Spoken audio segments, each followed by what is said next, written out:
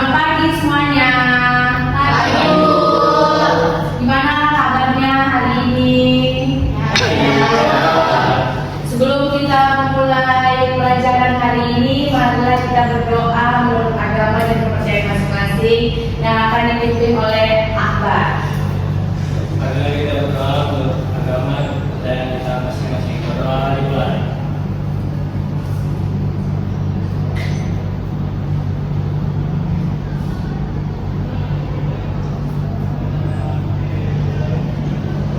Berdoa selesai.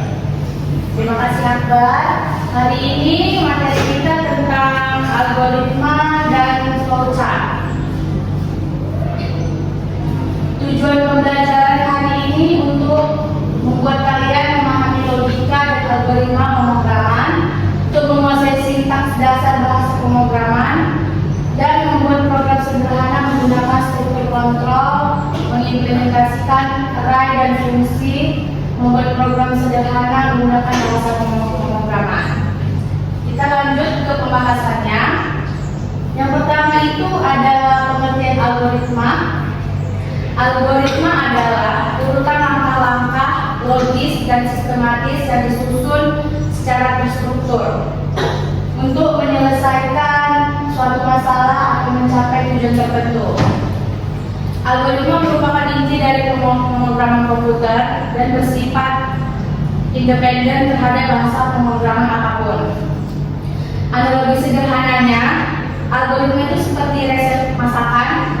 Misalnya untuk membuat teh manis, apa yang pertama kali kita lakukan untuk membuat teh manis, apa yang perlu disiapkan? Contohnya kita menyiapkan gelas, teh celup, gula, dan air panas. Setelah itu kita masukkan teh celupnya ke dalam gelas. Setelah teh celupnya masuk, kita tuangkan air panasnya, baru kita masukkan gula sesuai selera masing-masing.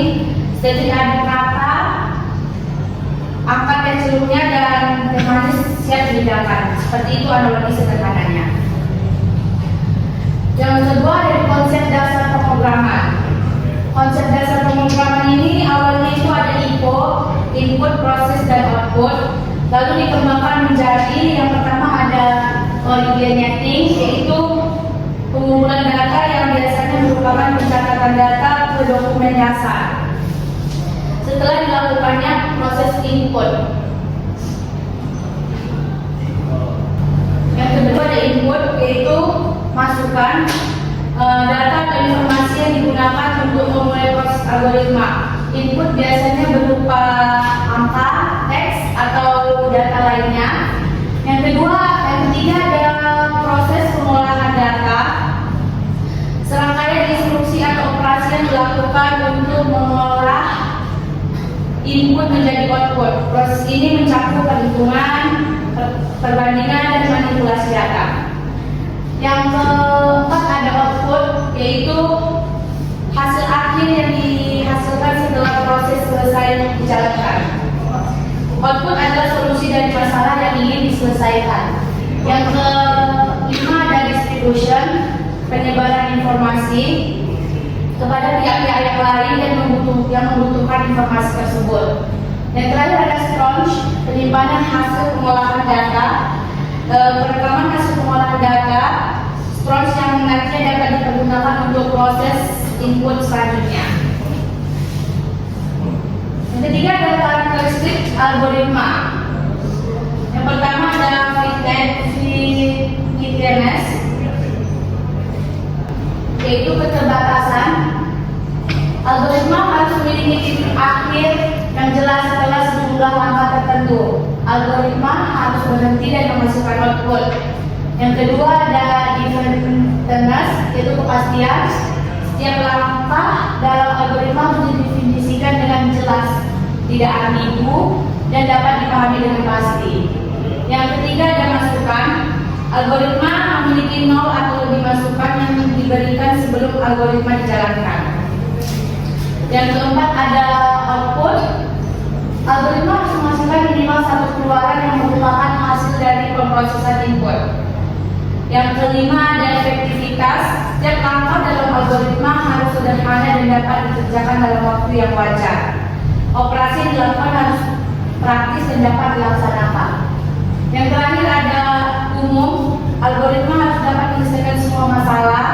dalam kategori yang sama, bukan hanya untuk satu kasus yang spesifik aja. Di sini ada simbol-simbol flowchart. Yang pertama yaitu connecting line yang digunakan untuk menghubungkan antara simbol yang satu dengan yang lainnya. Yang kedua adalah terminator simbol, yaitu simbol untuk start dan akhir dari suatu kegiatan. Yang ketiga adalah konektor simbol untuk keluar masuk atau penyambung proses dalam lembar dan halaman yang sama. Yang keempat ada konektor simbol juga, yaitu untuk keluar masuk atau penyambung proses pada lembar atau halaman yang berbeda. Yang keenam ada processing simbol, simbol yang menunjukkan pengolahan yang dilakukan oleh komputer.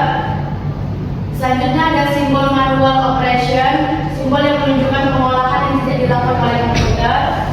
Ada simbol decision, simbol pemilihan proses berdasarkan kondisi yang ada. Simbol input output, simbol yang menyatakan proses input dan output tanpa tergantung dengan jenis peralatan lainnya. Ada simbol manual input, simbol untuk memasukkan data secara manual online keyboard. Simbol preparation, simbol untuk mempersiapkan penyimpanan yang akan digunakan sebagai tempat pengolahan di radar sponge. Simbol predefined process, simbol untuk pelaksanaan suatu bagian atau subprogram atau prosedur. Simbol display, simbol yang menyatakan peralatan output yang digunakan, yaitu layar, plotter, printer, dan sebagainya. Simbol disk and online storage, simbol yang menyatakan input yang berasal dari disk atau disimpan ke disk. Simbol magnetic tape unit, simbol yang menyatakan input berasal dari pita magnetik atau input disimpan ke pita magnetik. Simbol punch card, simbol yang menyatakan bahwa input berasal dari kartu atau output ditulis ke kartu. Dan terakhir ada simbol dokumen, simbol yang menyatakan input berasal dari dokumen dalam bentuk kertas atau output dicetak ke kertas. Cara penulisan algoritma. Yang pertama adalah deskriptif atau narasi. Penulisan algoritma menggunakan bahasa yang natural atau bahasa sehari-hari yang mudah dipahami. Contohnya kayak menghitung luas persegi panjang, ya pertama ada mulai, baca nilai panjang, baca nilai lebar, seperti itu. Yang kedua ada pseudocode, penulisan algoritma yang menyerupai bahasa pemrograman, tapi tidak terikat pada sintaks bahasa pemrograman. Pseudocode menggunakan kata kunci seperti input, output, if, then, else, while, for, dan lain-lain.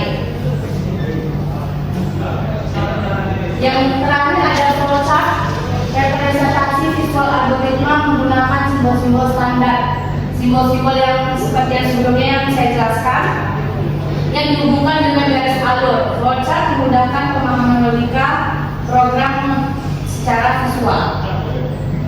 Di sini ada contoh kasusnya saya buat, tentukan bilangan terbesar dari 3 bilangan deskriptif.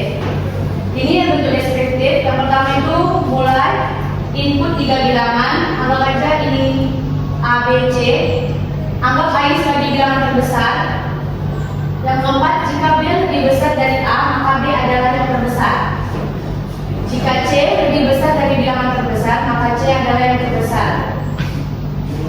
Baru ini yang bentuk pseudocode-nya, bisa dilihat algoritma bilangan terbesar deklarasi A, B, C, max, titik, integer.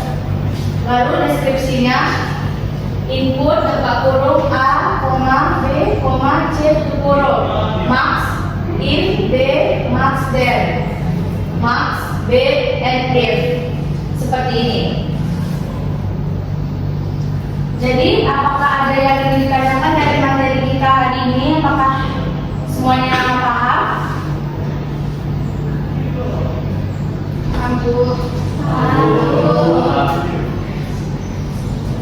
Kalau paham, saya akan nanya sama kalian satu-satu ya.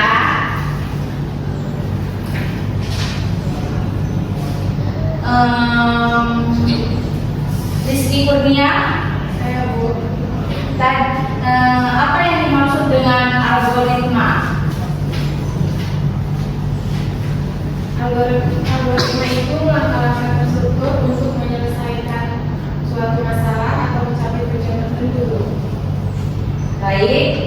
Selanjutnya Akbar. Apa yang dimaksud dengan flowchart?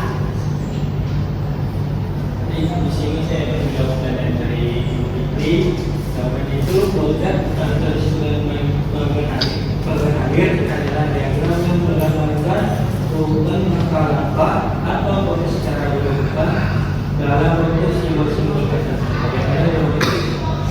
Baik, jawabannya. Selanjutnya Azura. Simbol apa yang digunakan untuk menunjukkan proses input dan output? Simbol yang digunakan untuk menunjukkan proses input dan output dalam flowchart adalah jajak atau parallelogram. Oke. Yang terakhir, Rizky Gembita. Sebutkan dan jelaskan 3 komponen utama algoritma IPO. 3 komponen utama itu yang pertama ada input. Itu data informasi yang dimasukkan ke dalam algoritma dan proses. Yang kedua ada proses. Proses itu langkah-langkah atau operasi yang dilakukan pada input untuk menghasilkan output. Dan yang terakhir ada output. Output itu hasil atau keluaran yang dihasilkan oleh algoritma setelah memproses input. Baik, semuanya sudah paham dengan materi kita hari ini. Jadi kesimpulannya, algoritma adalah dasar utama dalam pemrograman berupa urutan langkah logis dan sistematis untuk menyelesaikan masalah. Algoritma memiliki sifat independensi, input output yang jelas, efektivitas dan generality. Struktur dasar yang meliputi input proses dan output yang diatur melalui kontrol sekuensial, percabangan dan perulangan. Baik, sekian pelajaran kita hari ini. Semoga materi kali ini bermanfaat buat kalian. Maaf jika saya ada salah kata dalam